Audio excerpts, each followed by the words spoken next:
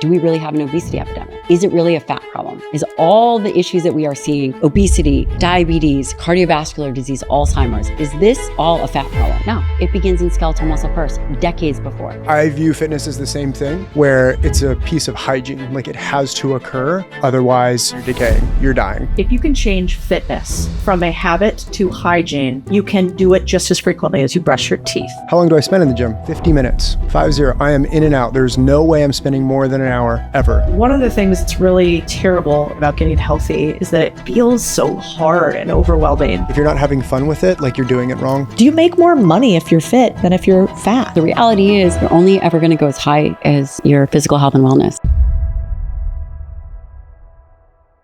Hey guys, Codie Sanchez back here at the Big Deal Podcast for those who don't just want to be rich, but want to be free. Do what it takes to get there. I love this podcast because I love talking to friends about how they made their millions and helping business owners solve their problems. It's fulfilling. I love sharing all the secrets. But when I can't meet in person, there's only one tool I use. It's called Riverside. Riverside ensures I can talk to someone anywhere in the world, recorded in 4K, so the quality of the video matches the quality of the humans you're listening to. Riverside records separate audio and video tracks so we can easily cut out those awkward interruptions that are my least favorite part of interviews. They have in-platform editing software based off a 99% accurate AI transcription. And if that's not simple enough, they take AI one step further for their show notes. It summarizes your entire content into an SEO-optimized description, and chapters all automatic, saves me a ton of money. So you can use Riverside for podcast interviews, panel discussions, presentations, webinars, more. And best of all, it's simple. Try Riverside for yourself with link in the description. Use code CODIE for an exclusive discount. I get a deal, you get a deal. What to do if you, like me, want to be fit, but sort of hate the entire process? My husband, former Navy SEAL and card-carrying member of the Six Pack Club, weighs in. We're going to hear from the fittest woman I know, Dr. Gabrielle Lyon, on food, fitness, and strength. You're going to want to listen to this one. If you want to know what humans who have real jobs and don't just work out for a living actually do, this episode is for you. Bring the band in. Let's go. So, first, let's welcome my husband, who hates the fact that I bring up all these details about him and post what he calls titty pics of himself, aka six-pack pics of him without a shirt on. Chris Petkas on the pod today. Hi, thanks for having me. Appreciate being here. I think we're going to have you on a pod a bunch of different times to talk about things like AI, since you do stuff with AI for the Department of Defense. I think we'll also have you on here to talk about relationships and how to not bury your wife and have a happy relationship. Nice. Today, we're going to do that. Strong. But today, I want to obsess on one thing, which is, you've helped me completely change my relationship with getting healthy. You always talk to me about how to do it in a way where it integrates into your life and doesn't take over your life. Yeah. You have this very annoying saying that you always tell me when I don't want to work out, which is, do we want to be good white sharks or do we want to be great white sharks? Amen. And I thought I could impart some of your wisdom on others today. So let's get right into it. I think I know the answer of this, but if you could only use one piece of equipment to get fit, what is it, why, and how should we use it? There's one cop-out answer, and that's your imagination. Quite literally, but I mean, truthfully, right? I mean, you don't need a gym to be fit. You don't need the environment to be fit. You just need to care a little bit. But if there's an actual piece of equipment I could take with me, it's a kettlebell. I mean, you don't have to be creative with the exercise, basis for which a lot of people across a long, long time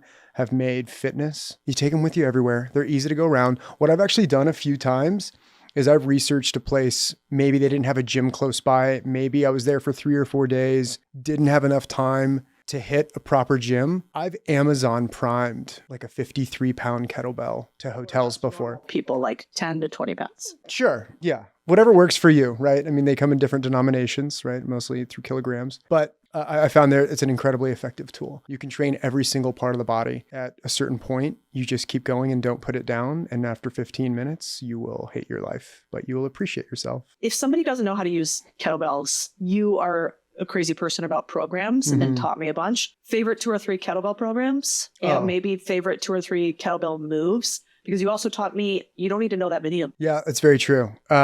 I think that the best programming out there is Eric Lehia's. Goes by Primal Soldier Trames here out of On It ATX.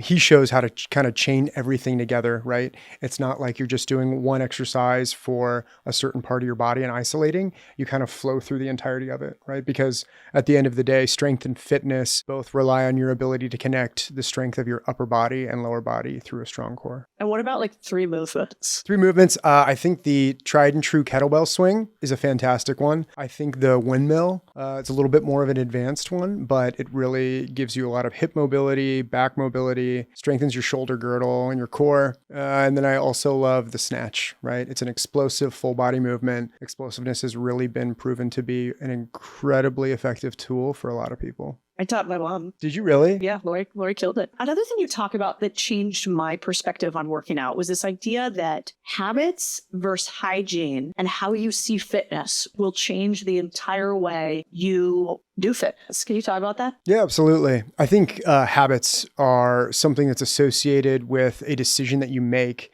to become better at a certain skill, right? Or something that you want to do less of. Habits are kind of a reinforcement. So your habits around, let's say, working out is the fact of going at a certain time or following a program or seeing a coach, like a whole different means of what all those variables do to encompass that piece of hygiene, right? Hygiene is the aspect of you will decay or die if you don't do it, right? If you don't brush your teeth, like you're going to have nasty teeth and it's going to break down. Same thing if you don't wash your body, bacteria.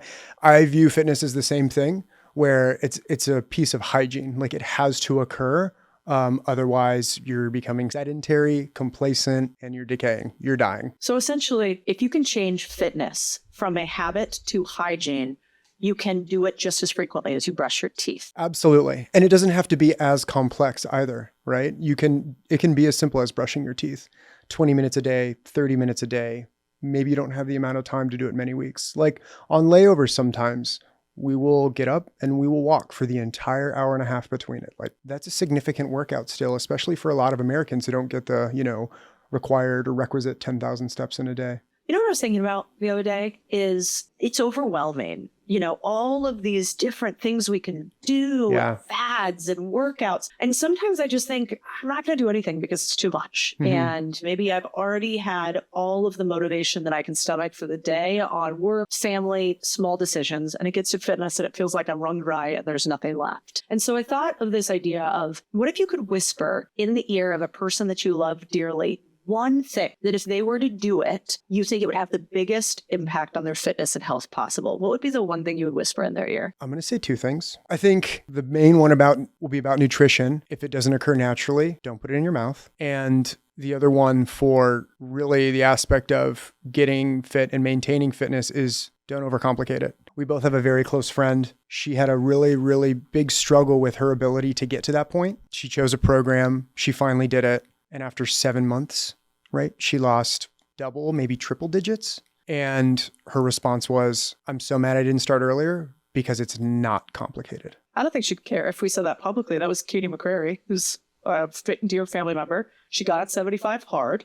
I've become close with Andy Frisella over the past, a year, let's call it. And she told me she got on 75 hard. It took forever for her to get there, but once she got on it, she stuck to the program. She just did what the program said, and her life completely changed. Yeah. And she's kind of never looked back. One thing that you had told me before, too, is sometimes it can be overwhelming, this idea of is it natural or is it not? But you also said something to me, which was, look at the ingredient list of the food that you eat. Yeah. And if it has ingredients that you cannot pronounce, it doesn't go in your mouth. Yeah, absolutely. And it leads to a little bit more intuitive eating as well. It's easier to make binary decisions about what to eat and what not to. If you get down to micros and macros all the time, you're in this like constant balancing act, right? Of like, well, now I have to consider like 7 or 8 different variables rather than just like a very easy, okay, I know about how much I can eat. I know about how much I can burn. I know what quantities I want of each. Now, do I eat it or not? Very simple. You always tell me that there's one word that really matters in the gym. And if you do this one thing, that it's kind of hard for you to be fat. Yeah. And I'll let you say what the word is. But I thought about it because I remember we were in the gym and Andrew Huberman was in the gym too. We were all trying to be cool because we're all fans of his podcast. And so we're like, don't look at the really big tattooed guy. Anyway, you're doing your thing, which is a series of wild workout moves that I wouldn't touch. And he comes over to you. And I just saw your head get like bigger and bigger by the moment as you like winked over at me. And he started asking you about your workout routine. Like, what are you doing? What's this? Interesting. Can you show me how? And so I think that lends itself to this idea of like simple things can make the complex seem so much more intense. But what would be the one word that describes it? And then how do you actually define that word that changes everything in the gym? Yeah. By the way, I think I was like way cooler in that instance. I don't think that there was any head swelling going on, but I have incredible mad respect for Andrew and what he's done and what he's doing for human physiology and spreading the knowledge around it. The word intensity, I think it has a lot of meanings to it. When I look at it in terms of like an intention too, like you're not checking your phone. You are strict within your reps and your rest. You're strict within your time under tension, the amount of time that you are actively moving the weight in one direction or the other. Wait, pause on that. Yeah. So like, for instance, you taught me, I wasn't seeing really much change in my arms. And as you get older as a woman, sometimes your arms, so like it can be a pain point. If you guys have ever seen those like turkey arms, that freaks me out. Yeah, I know. You have great arms. Yeah. Anyway, those freak me out. I don't want them. I don't want you to have them either.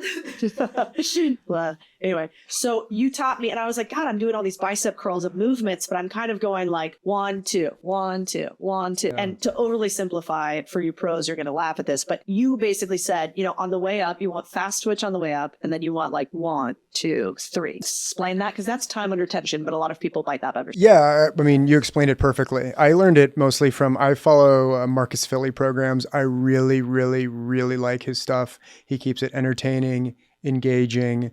He hits muscle groups. He keeps the central nervous system guessing, does great priming, great mobility stuff. I really, really recommend his stuff. Wait, can we put a caveat on that? Yeah. I feel like Marcus Philly is amazing, but I was overwhelmed when I did his. So fair, yeah. You say it's more for like a little bit more pro than a Codie? No, that was like 3 years ago. And now he's tailored it to where he has some distinct offerings where it's like, if you're a top tier CrossFit competitor, you got a program, right?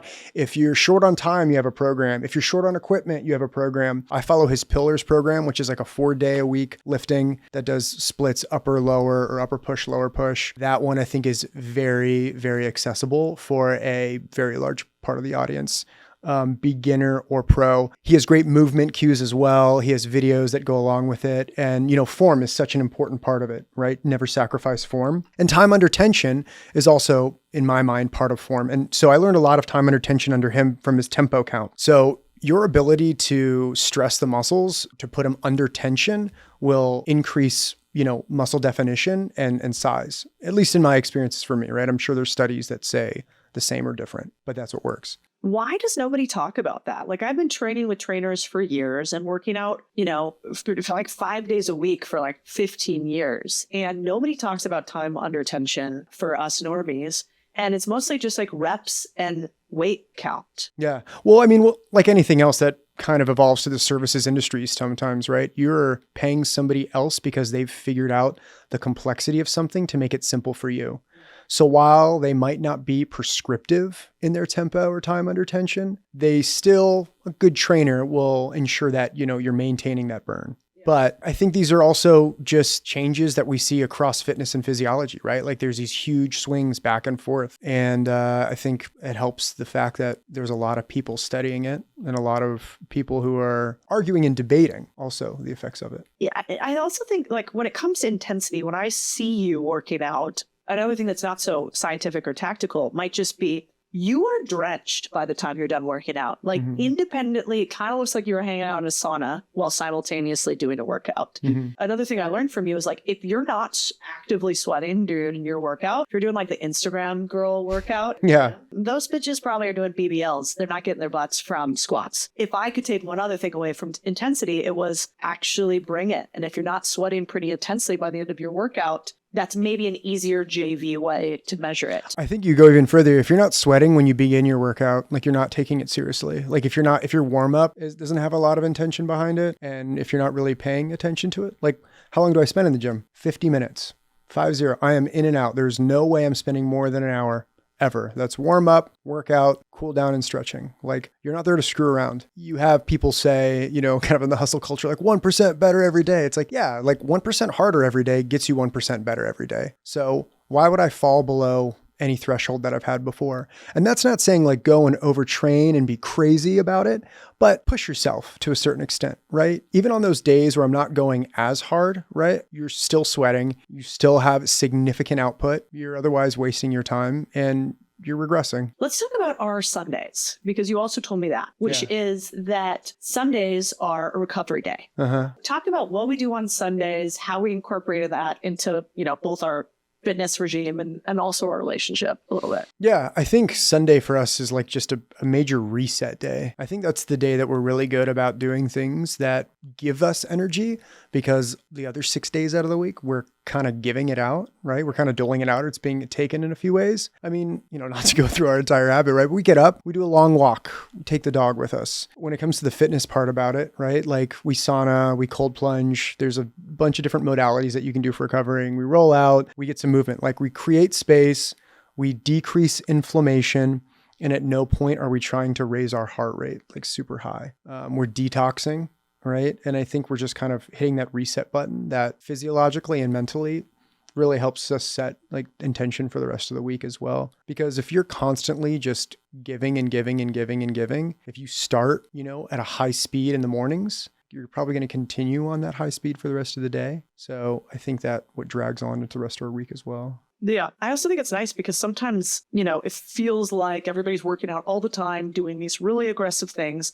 And you've kind of taught me that rest is just as important as activity. Oh, yeah, absolutely. Because you're never overtraining, you're under recovering. Yeah.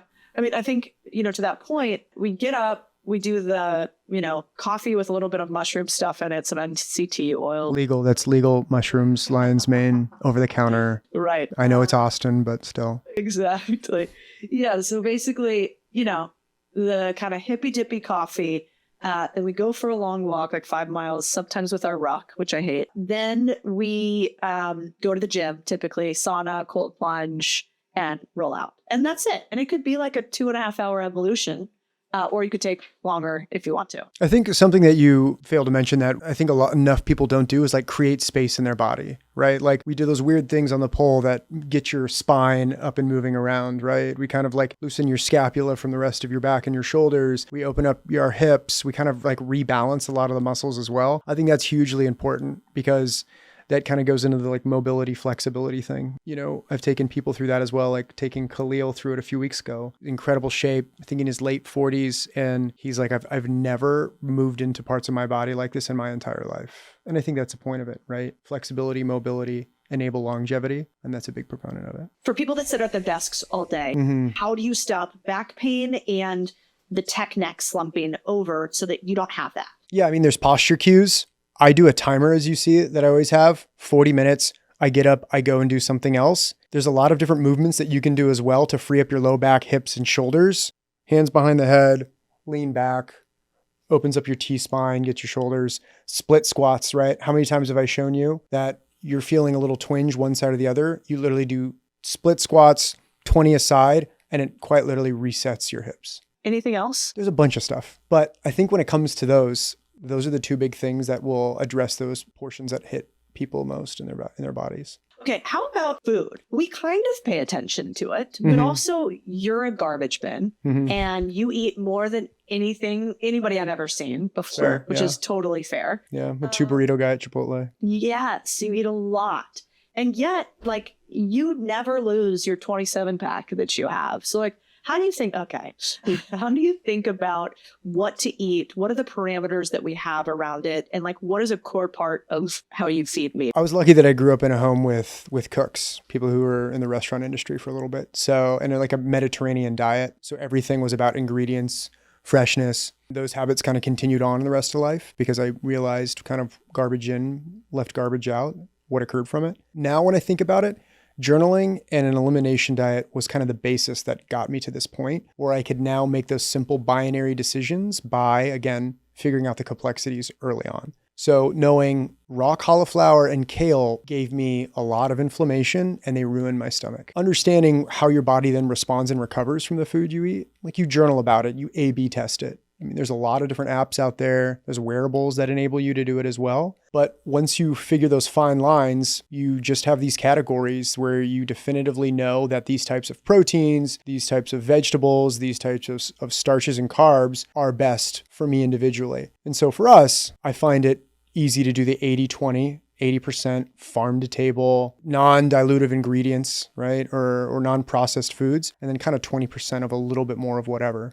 Donuts. I love every 2 weeks. I probably eat how many? Half a dozen? I order them. I don't let anybody in the office eat one. They're mine. But you get what I'm saying, right? Like I'm also going to burn that off. And I think about it in the day, right? Like I'll probably have my higher carb and higher protein meals in the afternoons because you're going to burn off breakfast. You're going to burn off most of lunch. Your dinner is really what's going to decide what nutrients repair your body. Studies might show differently, but this is what I found that's intuitively worked for me. When we first met, I was struggling. I was working too much. My stomach hurt all the time, probably drank too much. And, if you guys listening have ever felt like that, you're like, God, I kind of had like these bags under my eyes. You feel like you kind of have some stomach issues. I hear that people on the internet call this hot girl. Oh, yeah. You got a hot girl, she got a tummy issue. And that's so bizarre. It's correlation. Highly correlated. I sort of felt like I looked older back then. You look way younger 7 years later. This is how we stay married. I'm serious. And you're more fit. But I think a lot of it, what surprised me was, you clinched it for me, which was that I wasn't getting enough collagen. Talk to them a little bit about like what changed from eating with you and what we eat now that changed. Yeah, I mean, we are a very animal-based diet household, heavy on proteins. I try to get a gram per pound a day. I think you probably get a little bit less. We have a little bit more fatty meats. Right? I think there's some stuff out there, especially some studies that have shown the increase. We introduce bone broth into our diets as well, which is like extremely helpful. And then we use highly bioavailable fats and everything that that are all of our cooking additives, right? Extra virgin olive oil. We use a lot of duck fat, all of those things, right? I think bioavailability is a big thing too, right? That's the transference of nutrients to the body, right? Because you'll eat some things and you'll get 5% of it because most of it's trash or it's highly processed. Where there's others where you have a lot higher capability. So like for instance, darker vegetables, right? We always know that things that are colored on our plates will usually be an indicator of a healthy diet. And that's why it's like there's 4 different shades of potatoes. Try every single one of them. They're going to give you a lot of different benefits each. You should drop the recipe for them for that steak that you make, plus the Japanese purple potatoes with the truffle oil and asparagus that you make on the side. When you look at like Japanese sweet potatoes, ube, incredibly nutrient dense, a lot of antioxidants in them. With umami and with the seasoning. No, they're great, but it's simple, right? Like it's not complicated. We can do it in a few minutes. Usually like come home, turn on the oven, go shower. Oven's ready to pour it all in. It's easy. You basically stopped my hot girl stomach issues with bone broths, with an elimination diet that taught me that I was highly lactose intolerant, getting rid of a bunch of vegetables that I thought were good for me and adding a lot of dark vegetables instead. And then with getting rid of most processed foods. And so we're not doctors. I don't know, but that at least worked for me. Also, we found out you were lactose intolerant only after we moved in together. Thanks for sharing that with the internet. Last thing though on that too, not all vegetables are bad for you the way they're prepared sometimes, right? They're better if they're cooked for a lot of people. There's the whole Ayurvedic science about it. That's an Indian method of eating, which is super cool too. Love that. Okay. How about, I want to talk a little bit about you're prepping for rim to rim to rim. Yeah. Why don't you tell them what that is, why you're doing it, and what you do at least once a year? Because I think that's cool, and you made me do it too. Rim to rim to rim is the starting, it's in the Grand Canyon. You start at the South Kaibab Trail, go to the North Kaibab Trail, and then you come back down 2 different routes, Bright Angel. It ends up being about 42 miles all in all, about 11,000 feet of elevation gain. So you're starting at the top of one side of the canyon, going into the bottom, then going back to the top, back down and back up. It's an extremely, grueling, physically challenging event, and it's one of consequence. And I think that is a key to have these major challenges, right? You'll hear them popularized called misogi, kind of the Japanese way of challenging oneself. With it being of consequence, right, there's accountability to it. So I think it's a little bit more all-encompassing. right? You have to be consistent about your preparation, your training, and you have to have a lot of intention behind it as well. And I find that I have a lot of self-introspection through kind of 3 different methods. And one of those is doing extremely difficult, highly challenging things of consequence. You're going to the Grand Canyon where there's no service after about the first mile from each side. And what are you going to do? Have somebody carry you out 5,000 miles in the middle of the night, like through the other side? By the way, this is all done in one period of darkness. So some people do it as fast as 12 hours, takes some people closer to 20 hours. Yeah, I think we actually first came up with this idea of Masogis from Jesse Itzler. And you also have me do one of these years. So I hiked to Mount Baker one year, which I regret and never want to do again. And don't at all feel like I learned only through suffering, but I did in that instance. But I thought it was really cool because as a couple, I'm coming with you on this one. I'm not going to do the full thing. I'm going to do a shorter hike because I'm not a masochist. But I do think that having some component of doing really hard things, not just individually, but together, is maybe rare for couples these days. Absolutely. But is really special for the two of us. Yeah, I mean, it's similarly in where, we've kind of intertwined work lives a little bit as well, too. I think it's great. I get to learn how smart and capable and really good at life you are. And I think I see that on the physical side as well. Like, you are, what does that have to do with it? Yeah, you are. But like, what's the tie-in there? Keeping each other honest. It's a key to good relationships. Said no one ever. I mean, it's a truth, right? Like, you get to see that your partner can struggle, has struggled, will struggle, and they'll make it through themselves. They might not always need to depend on you either. And again, the self-introspection, like, you learned a lot of different things. You probably had appreciation for all the stupid, tough things that I was, had to do or that I choose to do. Let's do the rapid fire. 10 fitness or health things that you can't live without that other people could really benefit from. Nutrient-dense supplement, like AG1. Kettlebell, weight vest, slam ball, rumble roller, recovery device, the assault bike, jump rope, a program. It's going to keep you honest. Metal, shout out to Pantera, and clean water. Clean water means not plastic, not sitting in plastic and spring. We could absolutely go down the rabbit hole on that if you want, but it's 60 seconds on water because I know how strongly you feel about this. You have concerns about water contamination and how water is stored. What are like the 3 to 5 things that you did that you think other people might want to ponder if they care about their water? Get your water tested. And then from there, you can do a comparison on what you want to eliminate from your water sources and what products can do that. We have just a very simple under sink filter that takes out the majority of chemicals that are now found in our drinking water. Don't drink from plastic when I don't have to. Store things in glass. Keep them away from the sun if they're in plastic. If it doesn't taste right or smell right, don't drink it. Also disgusting. When we pulled out that filter the other day, water is really dirty. You also put a filter on our showers and stuff. I have, yeah. I mean, anything that touches your skin, right? As much as you can eliminate it, I would. And they're pretty cheap. Like, how much were those filters? They were pretty reasonable. The one under the sink, I think it wasn't the cheapest. I think it was maybe $200. Okay.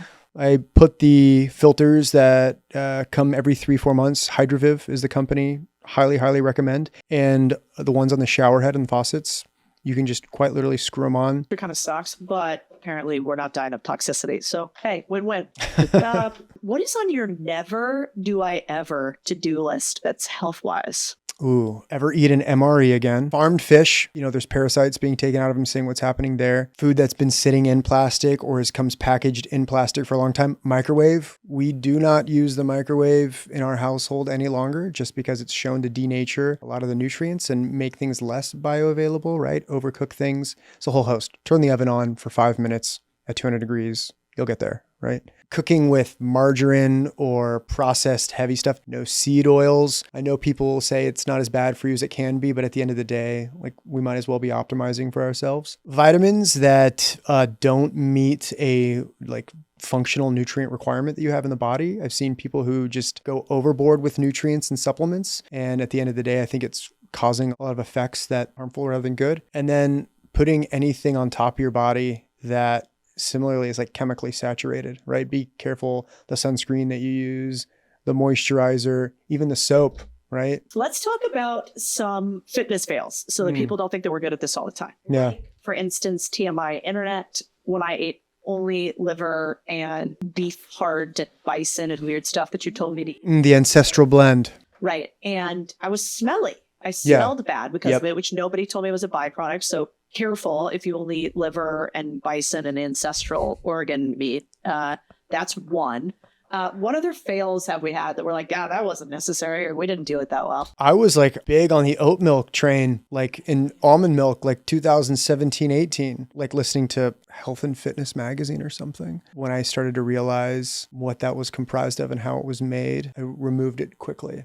And I mean, you know, it's something you can feel day in and day out. Paul would be happy, Carnivore MD. Yeah. And then like, Actually learned a lot from him. yeah, Created notes. I mean, I think now because of the stuff that we talked about originally back when he was here more often in Austin, from, you know, the eating the mangoes to the eating the papayas frequently to having lots of beef in the diet, but like getting accustomed to the space where like that actually all tastes great now. Now he's an animal. We don't go to that degree. It's been really helpful, I think, for both of us. yeah, absolutely. And just because something looks healthy doesn't mean it is. If you get chicken and rice and vegetables from like Panda Express, I don't know. I wouldn't necessarily trust in the supply chain that got it there, right? Whereas, you know, kind of get it from your local places, you're probably more than likely going to have a very different outcome on what it does to your body.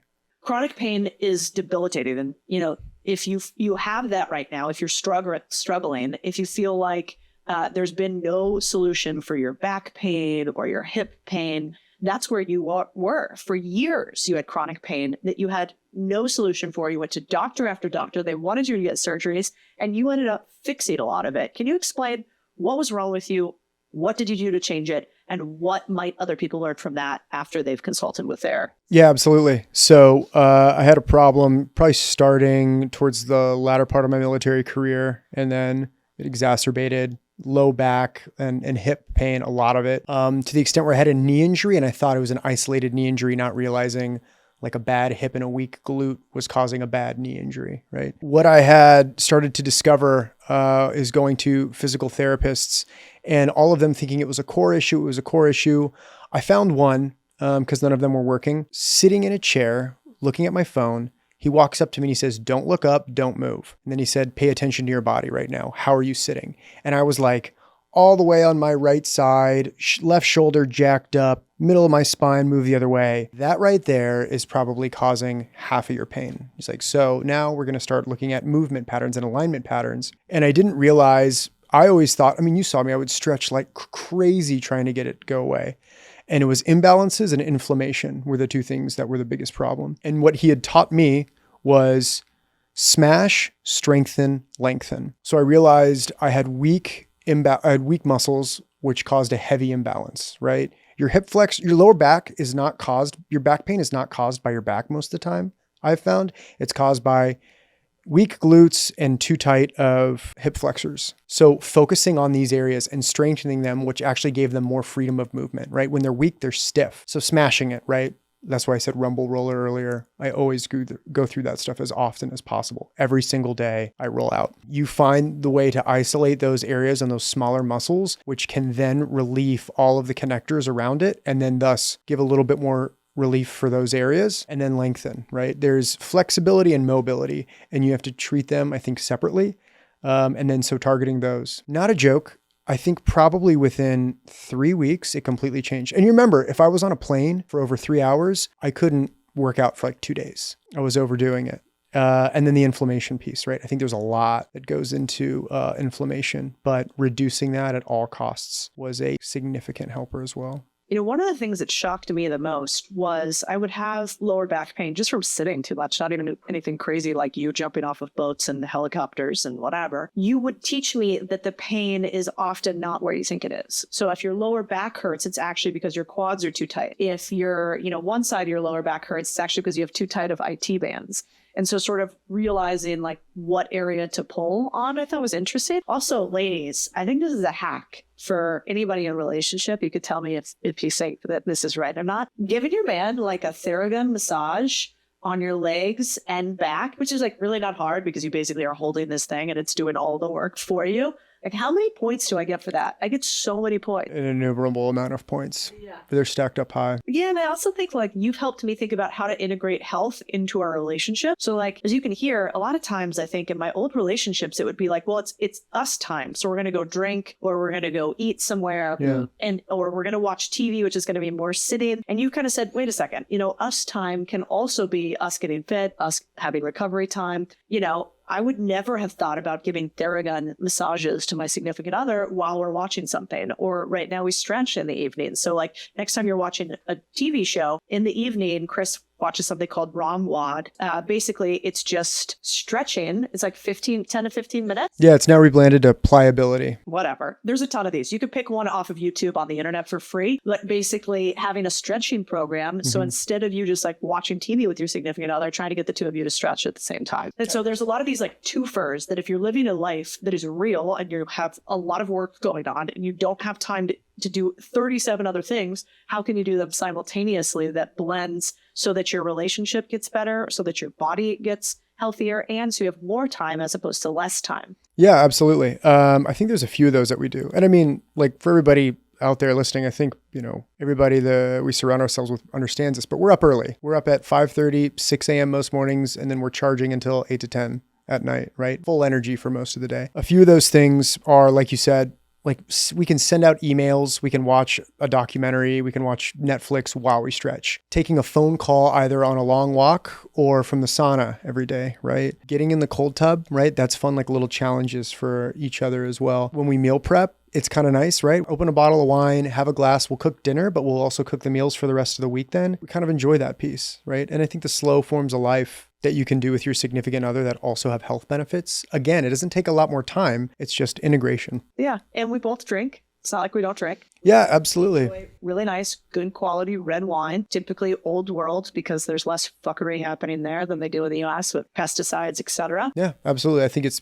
pretty clean as you will from that era. And my take on that, again, being kind of an intuitive eater and drinker, I guess, is cortisol, right, is a huge suppressor of hormones. I run hot, really easy to get, to have a cortisol increase. I find that a glass of wine or a good glass of tequila can kind of maybe get me into that relaxed state, lower the heart rate a little longer. Shout out to DNA Fit that told me genetically alcohol has no effect on me. So, It's so annoying. Yeah. Me, on the other hand, though, like, it'd be better if you never did. So I'd like to have a few more glasses. Maybe the last thing I'll say is like making this sort of fun. So, one of the things that's really terrible, I think, about getting healthy is that it feels so hard and overwhelming. And we do a lot of things, which I credit to you, to integrate it into the fun zone. So like, each morning we'll get up, we might go do a cold plunge, but he'll ask me, will you be my lifeguard? Which is hysterical because it's like this big. Andy's a former Navy SEAL. And so how can you just have these little ridiculous things where every time, we're at the gym together, we don't work out together because he works out so much harder than I do. You do a ridiculous dance across the gym from me. Yeah. Like almost every time. And so I love that you don't take fitness so seriously while taking fitness really intensely. And thank I you. think it's beautiful. Thank you. I'm the light of your life. Yes, you are. I mean, it goes back to the cause of it, right? If like, I want to be good at fitness, you're like, it's like saying I want to be like good at life stuff, or I want to be a good professional. It's like, professional what? Like fit at what? It's like, be a CrossFitter, marathon runner, be a cyclist, be a gymnast, combat sport athlete, like whatever it is you do, have a little bit of a focus on that. And then the rest of it kind of comes naturally. And similarly on that front, like if you're not having fun with it, like you're doing it wrong. Next, we are going to go to Gabrielle Lyon. One of the fittest women I know. I call her Ant Woman because we've become good friends. And this little tiny, 5'3", 5'4" thing can throw these huge boulders over her shoulder. We can insert a video here for you if any of you guys want to see that. She has a new book out that's incredible. If you haven't read it yet, I highly recommend. And I think she's the counterbalance. The fact that there's not that many people out there talking about how women should be fit too. And it's not like anything against the guys. It's just most medicinal scientific studies, as she's taught me, are done on men, not women. And things like intermittent fasting, I didn't even realize aren't great for women in a lot of instances, especially if you're trying to get pregnant, et cetera. And so I hope you enjoy this conversation with Gabrielle Lyon. She's a total stud. So I want to start with some swingers. Ooh, swingers. Okay, go. Ready. You specialize in high performers, right? You're a high performance doctor to some of the biggest names out there. There's this feeling by a lot of people that you can't say things about fitness and performance in leadership or business. But I have the question kind of like blankly, do you make more money if you're fit than if you're fat? I know that's a little bit of a controversial statement, but the reality is you're only ever going to go as high as your physical health and wellness. You talk about business and business as an infrastructure. Your body is the same way. And you mentioned my patient population. I take care of operators, mavericks, innovators, and some of the best and biggest entrepreneurs. In fact, I've been trying to get you to do your blood work for at least the last 9 years. And those individuals at the top, they are fit. They understand that their capacity is dependent on their physicality. And it's really interesting because, I looked at a lot of your book, which is incredible, by the way, that just came out, New York Times bestseller. You don't have platitudes. This is all backed by science. You have a ton of data that's verified. And some of the studies that I really liked that you had posted in varying ways where there are studies about sedentary coworkers making less money than those who are more active, just how much you sit, which I thought was interesting. And then you also had some quotes about the things that we eat. So it's not just that we need to be fit and exercise, but also you had a line that I loved, which you said, plant protein is not the same as animal protein. And equating animal protein with plant protein is like saying a Lamborghini is the same as a Prius. They're both cars, they both have engines, and they both get you from point A to point B. But when you look under the hood, they're a little different. What do you mean by that? Yeah, these are really great questions. Now, why does an entrepreneur care about protein and what they eat? At the end of the day, it's their fuel. And in order to perform, you have to know what you're fueling your body with. And this idea of protein, believe it or not, is incredibly controversial. It is shockingly so because I've been studying nutrition for 20 years. Up until 7 years ago, I would say as the rise of social media and more influencers, Instagram, et cetera, came out, this is when the controversy really, really started. And you get this mouse with a microphone. Now, I say all that to hopefully open the mind of the entrepreneur who's listening because they've clearly heard about animal and plant protein. We actually surprisingly don't eat for protein. That's like saying we eat for a vitamin pill. What we eat for are the 20 different amino acids, 9 of which are essential and the others our bodies can make. Animal-based proteins have high amounts of these essential amino acids, which are required by the body for performance, for neurotransmitter function, for muscle protein synthesis, all the things an entrepreneur cares about. You would need 6 cups of quinoa to equal 1 small chicken breast. And at the end of the day, if you care about numbers, then you have to understand these things are not interchangeable. They are not. And yet we hear over and over again that if we go more plant-based, we will be healthier. What do you think about plant-based protein? Would you ever eat it? I mean, yeah, there's nothing wrong with it, but to say, so it's not that there's something wrong with plant-based proteins. It's this conversation that they are interchangeable. And from a marketing perspective, whoever controls the marketing controls the market. Would you say that that's true? Yeah. Commodities are whole foods. Commodities like beef and milk and corn and soy, whole foods. From a marketing perspective, if I say beef, do you know the tagline? It's what's for dinner. Yes, ma'am. Nailed that. All right, Nailed it. nailed it. Okay. Now, wait, not done. Okay. If I say milk, what do you say? Makes the body good. Okay, close enough. Okay. Milk does the body good. Yeah. If I say pork, I don't know that one. the other white meat. Oh, right. The Yeah. other okay. white meat. Okay. These whole foods are controlled by the USDA.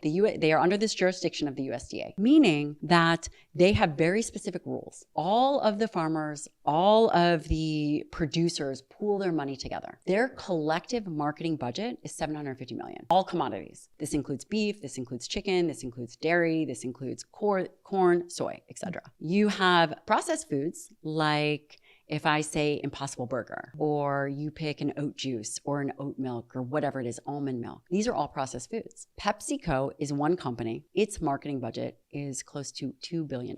That's one of the processed food companies. They are under a different jurisdiction. They can make claims against these whole foods like beef, like milk, like pork. A fake meat company can say, this is better for the environment. This is better for your health. This is more bioavailable. They can say whatever that they want until they're shut down or they get their hand slapped. Versus beef can never say, no, we're a better source of iron. Children need iron. Those children that don't get iron become stunted. They can never say any of those things. Why can't they say anything? Because it's just legal. Interesting. So the information that we hear is through a funnel of marketing. Yeah, it's a good point. We can play the clip right now, but I was listening to this clip, which was the mayor of New York talking about basically protein and how we need to eat less animal protein. I imagine you have thoughts on that. The vast majority of food that is contributing to our emission crises lies in meat and dairy products. Yeah, how much less is he talking about? If you look at the numbers for women over the age of 65, 40% are deficient in protein, or deficient, they're getting below the RDA, which is the minimum to prevent deficiencies. The average woman is getting 68 grams of protein, the average man, 100 grams of protein. If it were true that we needed to eat less protein, then the question becomes, what are we going to fill that with? We're already overweight, obese. I mean, it's pretty abysmal, our health and wellness status. So what we're going to further reduce our dietary protein, the one macronutrient that is absolutely essential and the needs change as we age. You know, one could argue that we don't have overt protein deficiencies. Okay, so we could say you don't have kwashiorkor or et cetera, some of the things that you see in some third world countries. But I would argue that while we don't have overt protein deficiencies in the immediate, what we do have is low muscle mass. What we do have is obesity. What we do have is sarcopenia. All of those are, to me, chronic indications of lower protein diets. You had a really interesting tweet. You said, we don't have an obesity epidemic. We have a low muscle mass epidemic. And you acknowledge that 39% of the US are obese and 30% are overweight. What do you exactly mean by that? And then how do you fix that? Yeah. Which is the entire point of the book. Which I love. Now, let me ask you something. When you have a business and you ask a question about the business or a problem within the business, you expect to find an answer. Yes, somebody's fired. You guys are all fired. This place is really great and it's going to be empty. If you were to ask a question and you continue to get the wrong answer, would you go back and potentially question if you had framed the problem correctly? Of course. For the last 50 years, we've been asking the question about obesity. How do we fix this obesity epidemic? Nobody has ever asked the question, do we really have an obesity epidemic? Is it really a fat problem? Is all the issues that we are seeing, obesity, diabetes, cardiovascular disease, Alzheimer's, is this all a fat problem? No, it begins in skeletal muscle first, decades before. Americans are interesting, and maybe all people are interesting, but when you continue to hear something over and over again, for example, obesity, we have to fix this obesity epidemic, we then believe something to be true, even if it's not. At the root, it's about unhealthy skeletal muscle. Yeah, it's so true. You know, we do this series called America 2.0, and it's a little depressing after you look at it for a while, but the institutions that we have built in this country have allowed for incredible freedom. But anything that gets a lot of power over a long period of time ends up getting corrupted in some way, shape, or form, typically. It just seems to be the state of humanity. And, you know, so we talk a lot here about corporations, the Fed, the government. But one of the areas that I think is hugely important is looking at our food system. And so you could say that's partially corporations, and you certainly could say that's partial government overregulation in areas that don't make a ton of sense. But it's interesting because as a human that is every day just trying to figure it out, the average American is just like, you know what? I'd like somebody to love me. I'd like somebody to pay me, and I'd like some fun in life. You know, that's and kind maybe of a foot rub. Yeah, maybe a foot rub. And they're just trying to figure it out, and it's hard out there. And so when we get all of this information on what we can do to be healthy, even, you know, me who has some resources and time and not maybe a complete idiot on all areas, it's hard to figure out what the fuck do we actually do. Yeah. And I think your book answers that without overwhelming it. It's really great if you want to say, but really show me the science. But if you're talking to just a normal human who's like, what do I do? I mean, I have tried to get more protein in my diet, and it's hard. It is hard. And so what are some like really quick actionable things you can do today, even if we're not going to have the muscle of Dr. Gabrielle Lyon? I don't know. You're pretty close. We were doing some push-ups right before this, but what you're saying is actually very relevant, and things are very confusing. There's a chaos-making machine. People don't know what to do, even if they have resources. A very simple, easy way to think about nutrition is, again, prioritize protein. One of the reasons why it's hard to get is because when you eat it, you're not hungry. Because dietary protein, because of these individual amino acids, it kicks off certain mechanisms in the body that it decreases hunger. You're just able to manage your blood sugar better. You're not all over the place. You're able to think and execute and not sleep under your desk. First meal is the most important, and that needs to be a high protein meal, and that needs to be 30 to 50 grams. That could be a scoop to 2 scoops of whey protein, something easy. It could be some Greek yogurt. It could be some eggs. It can't be your oatmeal alone. It can't be your fruit smoothie alone. It should not be your donut or pancake, etc. It is something that everybody could do, and understanding just hitting that high protein at that first meal is critical. And then the other thing is, let's say you're interested in only 2 meals. Then that last meal before you go to bed, actionable items, 5 ounces of steak or chicken or fish. It doesn't have to be complicated, but it does have to be executed. Yeah. So basically, moral of the story is, like, I heard, because when you say 5 ounces or 6 ounces, I am like the average American that's like, the thing is, I don't know what that is. So how do we make this so stupid simple for people? So you're a high performer. You're like, don't eat cereal, don't eat donuts in the morning. I want you to grab something the size of this, or like, what are quick little hacks? A little bigger than the palm of your hand. Okay. So palm of your hand would be, or a card deck. People say that that's around 3 ounces. So a little bit more than that. Easy. Doesn't have to be complicated. The other thing is eliminating chaos. So once you understand what you need to be doing, even if the first time you do it, let's say you track in an app for 2 weeks or a week. People are busy, right? They don't want to do that. Do it for a week. Yeah. Figure out how you track your money. You track your, I don't know, the speed that you're going and driving. You got to track your calories. You got to track your macros. Just do it for a week. So you don't do it all the time now? I don't do it at all anymore. Yeah, because I got a trainer and they were like, the thing is, we want you to wake up in the morning. We want you to get on the scale. Then we want you to go to the cold plunge. Then we want you to drink a gallon of water. Then we want you to work out at least 6 days a week. And then you got to track all your meals. Also be great if you tracked how your sleep went. I'm like, Jesus Christ. No, that is very robust. Yeah. And that would be amazing if you could do it. But the reality is my patient population, they do not do that. What they do is I could call Bedros and I could say, hey, B, what did you have for lunch 2 weeks ago on a Wednesday? And what time was that lunch? He would know exactly, because the best of the best limit chaos. So it's just about repetition. It's putting in the reps. It's boring. It's putting in the reps. It's understanding once you identify. So what I recommend is 1 gram per pound ideal body weight. So if I'm 110 pounds, then 110 grams of protein is easy. I'm going to hit that first meal. Let's say I'll hit it with 50 grams of protein, and then another 50 before for dinner, right? Not right before I go to bed, but dinner. And then maybe I have another smaller protein meal in the middle. Super easy, but you do have to understand how much you are getting, because the majority of people will be, just based on the data set, will be way under eating dietary protein. So the other thing I thought was interesting about your book is it's not just about looking fit and being hot and finding a partner. Because I do think one of the best ways, to find a partner in business or in relationships is just, if you become interesting and exceptional, you find interesting and exceptional people. Like, networking is not really necessary then, because they come to you, right? You're not struggling with a lack of really interesting friends. No. They come to you. And, but that's not the only reason why it's really important to eat more protein and to lift. In your book, a lot of it is about living longer, right? And better. So talk to me a little bit about why you think muscle, and thus protein and lifting weights, are really important for just living a longer, better life. Well, again, it's all about the quality. What is the outcome that you want? It's great if you're exceptional at business, but if you don't have a framework where you're strong and capable physically, what does that matter? I have never met someone that has said to me, I would exchange a successful business for my health. There's not one person. There's not one person that, given a dire circumstance, would not give up their business to make sure that they are healthy. And before I tell you about muscle and all that stuff, people, the entrepreneur will say, I don't have time. If they do not have time for the things that we are talking about, how are they going to have time for being sick? They're not. And all the things that come with it. It is an absolute non-negotiable. Now, when you think about why skeletal muscle, again, this is about becoming anti-fragile. This is all about America 2.0.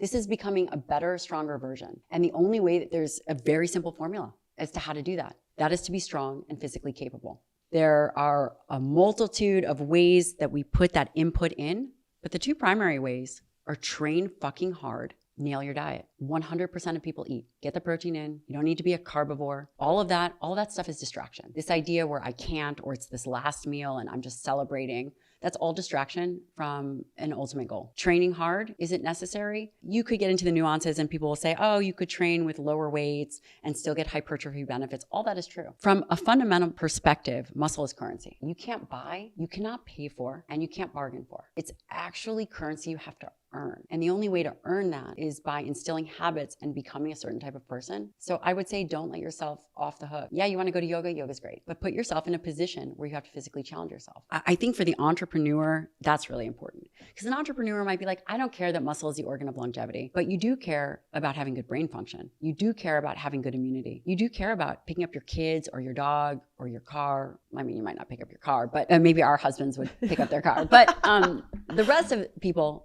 may not. But you do care about showing up and being a contribution to society. Skeletal muscle is that. You don't want to be sick and have to be a burden to somebody else. Yeah, 100%. I was kind of giggling. I was at this conference called the Network State and talking to a young man whose entire focus was longevity. And one of the attendees, little in his face, and was like, he was talking about, this contraption he was wearing around his neck and all of these scientific procedures he was doing. And looking at the gentleman, he didn't look especially healthy. And so, the guy said, hey man, do you like lift weights, work out? And he was like, no, not really. And he was like, do you eat protein or what? And he said, no, not really. And I kind of giggled, because I feel like if you're around a group of traditional tech entrepreneurs, they will tell you until they are blue in the face about their blue blocking light glasses. Right. It's all about the hack. Oh, but they won't go throw up a bunch of weight and eat a bunch of protein. I've thought about this a lot, because in today's society, we're looking for quick fixes. Mm-hmm. It's all about efficiency. But is it? What is the cost of that efficiency? There are some things that it's very valuable to be efficient, like grocery shopping and cooking.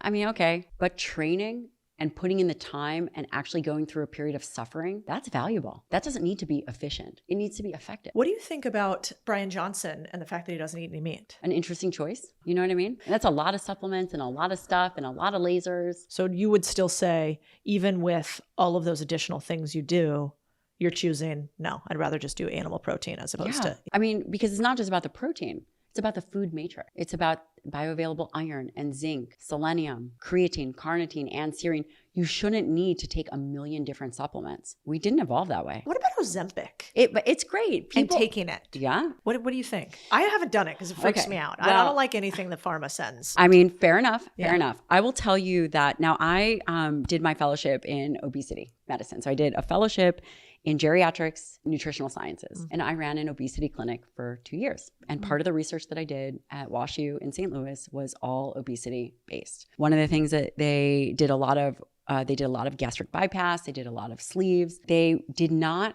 use a ton of these GLP agonists. They did not use Ozempic, semaglutide, tirzepatide. They didn't use these things. These medications are more effective than surgery. There's less downtime. Now, your original question is, what do I think about it? And then we can talk about the uses of who should be using it. I think there's a place for medication. I think that it's unfortunate that we have the need that we do, right? The majority of our population is overweight. We have to do something about it, because the downstream effect is catastrophic. We've seen it. The wider the waistline, the lower the brain volume. We need a smart America. We need people smart that are going to show up. So these drugs work. Ozempic is not my favorite. There's too many side effects. I'm much more interested in Mounjaro or tirzepatide. These drugs have also been around for a very long time. Semaglutide, Ozempic has been around, 20 years. It's not a new drug. These are not new drugs. Why are we just hearing about it so aggressively? Because they are now being able to be used off-label, and now they're approved for weight loss, which they weren't. They were approved for diabetics. You hear that it slows gastric emptying, right? That's like the big thing. And you hear it has these negative effects on skeletal muscle. So the two biggest things that I hear, is that it affects gut function. Guess what? It's supposed to. That's what the drug does. It slows gastric emptying. I don't think that the medications should be criticized for doing what they're supposed to do. The other flip side of the coin is people will say, well, Ozempic affects skeletal muscle, which muscle is the organ of longevity. I have not found a mechanism of action. The reason people lose lean tissue on these medications, which is the other big criticism, is because they are not training and they're not eating dietary protein. It's not hard. Now, what do I think about the utilization of these drugs on people that are, quote, healthy? I would say, well, what is healthy? How are we defining healthy? So we think that it's okay. Anything less than 30% body fat is okay. Is 25% body fat okay? I mean, I think that we're probably too lenient. What should it be?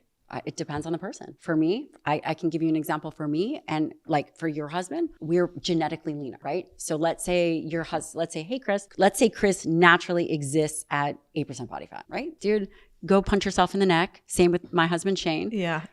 Right? You guys Yes. can just go play in traffic. But if he were to be 14% body fat or 12% body fat, he'd like have a little extra fat on him, and that might not be so healthy. But we have these strict guidelines where we say, okay, well, now you're 30% body fat. Now you're overweight. Now you have a problem. But what if that person naturally sits at 14%? Now, is a medication a quick fix? Yes. Is that going to be long lasting if you don't change habits? No. Have I seen these drugs work for individuals with emotional eating, with alcohol, with drinking problems? Maybe not alcoholism, but with cravings and desires? Absolutely. Have I ever seen anything work more effectively? No. Now I'm going to throw something else out there. We can prescribe drugs to make individuals less overweight, but testosterone is not FDA approved for women. You can still prescribe it, but it is fascinating to me that anabolics and certain medications that could affect muscle mass aren't legal to prescribe. I'm not saying that testosterone is one of them, but these other anabolic agents, physicians, for the most part, it has to meet a need, aren't prescribable. And why is that? I don't know. It's government regulation. Do you think they should be? Within a knowledgeable physician, yeah, I think that there are anabolic agents that can affect sarcopenia in a positive way, that have been used for burn victims, that can actually help augment skeletal muscle. Yeah. Versus targeting body fat. Yes, I do. What about women and getting lean and lifting? Like, there are all of these things that I remember I was told early and used to believe. If I eat too much protein and I lift too heavy, I'm going to turn into Hulk. Right? I mean, I look like the Hulk, right? Yeah, I mean, let's call you, what does Emily call you? I can't remember. But basically, the I call tiny you tornado. Yeah, I don't know. exactly. Well, you're like Ant-Woman. You can lift like 4x your body weight because you do weigh probably 110 pounds. Yes, You're the only woman do. I would ask that on a podcast, for the record. No, you don't look like that at all. But maybe explain to women, like, how would that happen? Does that really happen? No, it doesn't happen. Do you know a woman that is lifting heavy and being bulky? No, except if they try really, really hard. They have to try really hard. I actually believe that there is this inherent discomfort that we are so culturally indoctrinated that women don't feel comfortable going into the weight room and just throwing around weights, maybe because it's not what they've done. If you walk into any gym, where do you see the women? Truthfully, maybe not here in Austin, but where do you see the women? Yeah, the machines. Exactly. Mm-hmm. Or the cardio equipment. Where do you see the guys? Yeah, they're by the weights. Yeah, it's true. So it may be more of a cultural perspective. Yeah, socialization. Yeah. Yeah, I mean, I saw a video the other day by Matt Walsh, who I like, but he was talking about a young woman that was really, quite fit and had tattoos. And his assertion was men want feminine women that are not muscular and with tattoos. You and I both have tattoos and are kind of muscular. And I don't think either of us have ever had a problem in that regard. But I think it's a disservice that men would push women to this idea of feminine, which is just really thin and not a lot of muscle mass in them at all. But I think we're almost like culturally going back to that. Like, I can feel the murmurings of it. Have you seen that also? I think we're at a precipice. I think, people will ask about the book, and the book is really, so the book Forever Strong is really about a mission. It's about changing the conversation, understanding that people can be strong and that women can be strong and be capable and feminine and do all the things. I think that the world is ready. The world is ready, that it's not the bro science anymore. It's not the being, jacked with the skinny tank tops. There is going to be a shift to strength. The world's ready for that. Well, you do a couple things that I thought was really cool. You're a doctor, you're an author, you run businesses, you're also a mom of two. And so when I was FaceTiming you the other day, it was like, what 5 a.m. or something? It was early. Mm-hmm. And your little one was in the gym with you every morning. So maybe talk a little bit about how you integrate being a mom and a parent and physicality. It's a good question. I will say that I don't make excuses. We don't make excuses. There's a million things that I could have said. I'm not going to go because my daughter's there. We don't have help in the morning. You name it. And there's a lot of parents out there who are probably listening. You better believe that my kid gets up. And it's not that I force her to get up. And by the way, I have 2 little ones. My husband works 100 hours a week. Yeah. He is up at 4 and he trains before he goes to work. He's a surgeon too, not a dummy. Right. Question. No, I'm just kidding. Just kidding, honey. No. He's a really smart guy. But he gets up at 4 and he trains before he goes to work. My kids, they work out with us. They work out with me. She comes to work before she goes to school. She comes to work out and they love it, I would have to say. Is that habits become very difficult to break. When you have habits in your 30s and 40s, if you don't address that, you will spend the next 3 decades on that hamster wheel of habit breaking. And we've all seen that. If you can instill habits early, then those kids don't have to go through that experience of finding themselves physically, of feeling comfortable in their body, of knowing what to eat. You make it a part of their life and you eliminate that struggle. There's also a responsibility to a parent. I trained through both pregnancies. I was extremely ill. I carried a barf bucket with me through the first pregnancy. I was sick for 10 months. But the mom creates an epigenetic environment for the child. The healthier and fitter the mother is, the healthier and fitter the child is. So for the moms out there or the people that are becoming parents, it has to be, you would never want to set up that child in a way where they have to struggle. For that, let them struggle with business, let them struggle with other things. Don't have them struggle physically. Teach them to push themselves physically, but don't take that struggle off the table. Yeah, I've struggled with this verbiage constantly that says, well, my body's telling me today that I don't want to, or, my body feels like this. And I feel it in Austin a lot because it's a touchy-feely land. But there's a lot of people here who are really fit. And then there are a lot of people here that I think have been told a bunch of lies. And the lies are that it's actually a giving thing to let your body slip into being overweight, unhealthy, and not something to be proud of, but in fact, you become proud of it because somehow society says that that's okay. And if we look at the math, the numbers just say you're going to live not as long, you're going to make not as much money, your likelihood to have disease and not just longevity, but not comorbidities. Yeah. And, it's not just lifespan, it's health span, right? Is going to be so much worse. And so I think it's really important that a book like this gets out here and that people talk about it in circles where people aren't obsessed with fitness, because everybody in fitness loves you, is obsessed with you, but people who are in business too need to also listen to the same thing. Yeah. And again, the best entrepreneurs, the best business owners, their house, their physical house, it's in order. And, when you think about this idea of listening to your body, and I might get some pushback on there, but, I'll tell you what, human beings are totally predictable. And the entrepreneur, even more so. Late nights, early mornings, pushing themselves hard. I guarantee you are not going to, I'll bitch and complain about wanting to train every single morning. I'm not shocked by it. I know tomorrow morning I train at 9 a.m. So I train with a bunch of people. We train outside. It's brutal. We're going to be pushing sleds and doing air dines. You think I want to do that? I already know I'm going to start complaining about it. But it doesn't mean I'm going to do it. I'm still going to do it. I'm not going to listen to how I feel about it.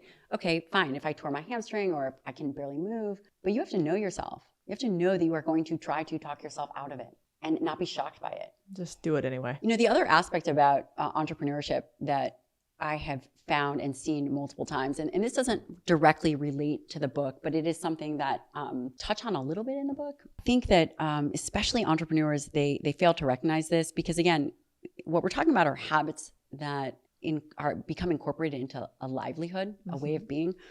And there's this really fascinating thing that I've seen. So I've been a physician since 2006. I've seen thousands of patients. And, as my career progressed, the types of patients that I've seen have now, they are a certain archetype. As high as someone is going to go. So let's say you create a mastermind, you buy a business, you're so amped up, you're working on this launch, this digital product, as high at the pinnacle, as high as someone is going to go, that is their point of vulnerability. That is the moment that they are going to look to eat something, look to buy something new, look to whatever, porn, whatever it is that they are vulnerable for. At the peak of a sale, at the peak of their performance is a spot of vulnerability. As high as that individual is going to go, the depth and as low as they are going to go is going to be a mirror. So when an individual is at their pinnacle, as high as that feeling gets is as low as they're going to go. And that is the second place of vulnerability for an entrepreneur. And why, as a physician, do I care about that? Because that's where they fall off. Increased stimulant use, increased alcohol, maybe they buy a new car, maybe they buy a new house, maybe they become depressed. I see it all the time. The question becomes, how do you not just navigate the physical, but how do you plan for the mental ebbs and flows of these neurotransmitters, of just the way in which humans respond? And again, this isn't talking about protein or muscle, but this is the second thing that I always see with an entrepreneur, especially early on in their career, is that if they can step into that high with a little bit more neutrality, they won't be vulnerable to vices. And that's so important, because the vices. I have two other things I want to talk about. One is you've become my go-to, hey, should I worry about this person? I watched this video the other day, which they can show, that shows that things like even my Lululemon pants contain what's called forever chemicals. You'll have the smart word for it, that can cause hormone disruption and even potentially cancer. How much do we need to worry about these external chemicals as well? Or do we have to worry about them less if we focus on fitness and eating the right amount of protein? That's exactly right. I would say that the unfortunate truth is that we live in an environment that's totally polluted. Mm-hmm. The air that we breathe, the Wi-Fi, whatever it is, it's impossible to control. Mm. We have to control what we can, and that is a handful of things. Do I think that we need to worry about forever chemicals? Probably, and we probably have to worry about drinking out of plastic. How much of an impact is that going to make? It will probably impact an individual less if they have other things straight in their life, like their training, their nutrition, their detoxification.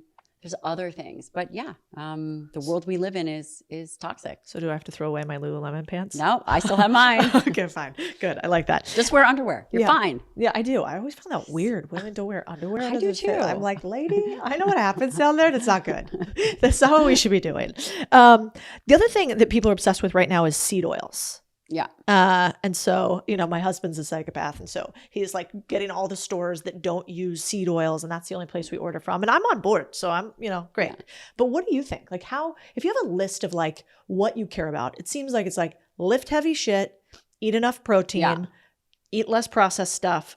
But where's seed oils and Lululemons on that is hilarious. I have never thought about that, because people talk about seed oils collectively. Right. How about this? If you're not eating processed foods, you don't have to give a shit about seed oil. The reality is, what kind of seed oil are we talking about? Are we talking about canola oil? Are we talking, you name it. Yeah. What are we talking about? Do I think it's a huge problem? If you're not eating processed foods, probably not. What about these guys that all they eat is fruit and meat? Like Paul, who we both know that I like. Like, is that the way that we have to go?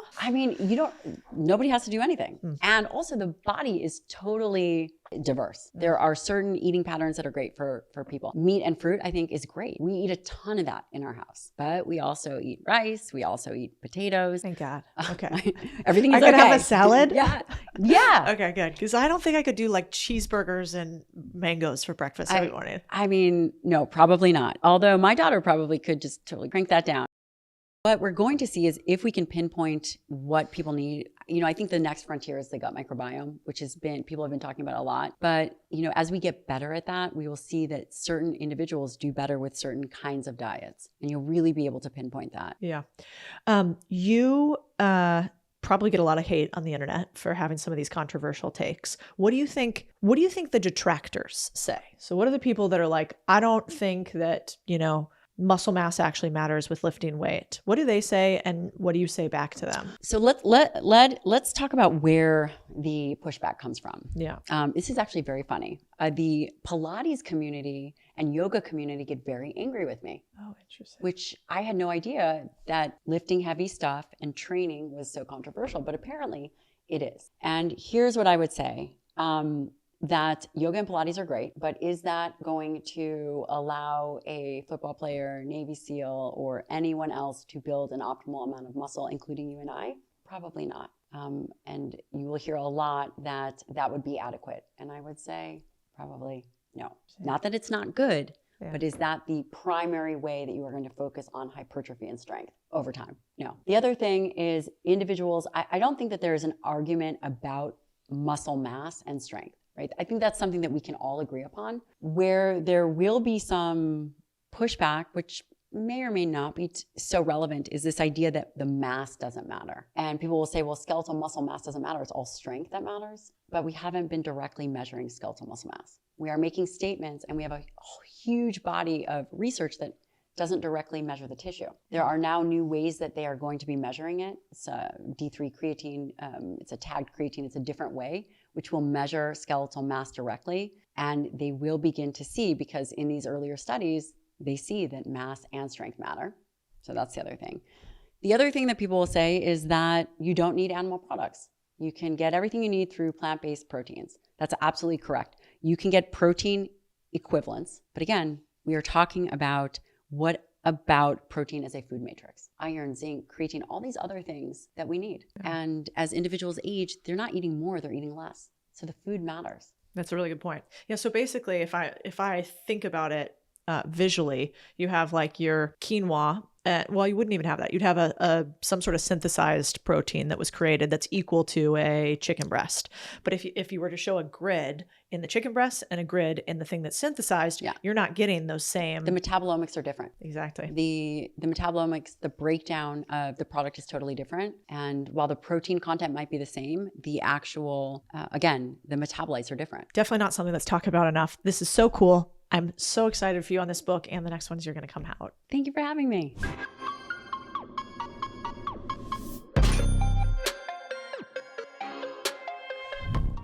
Let's go to deal of the week. Honestly, I'm a little bit embarrassed about this because this is the one on Ozempic and I thought about taking it. You know, we all, I think, have those extra couple pounds on us. And I'm over here seeing celebrities go from thick with like 4 C's to heroin addicts overnight.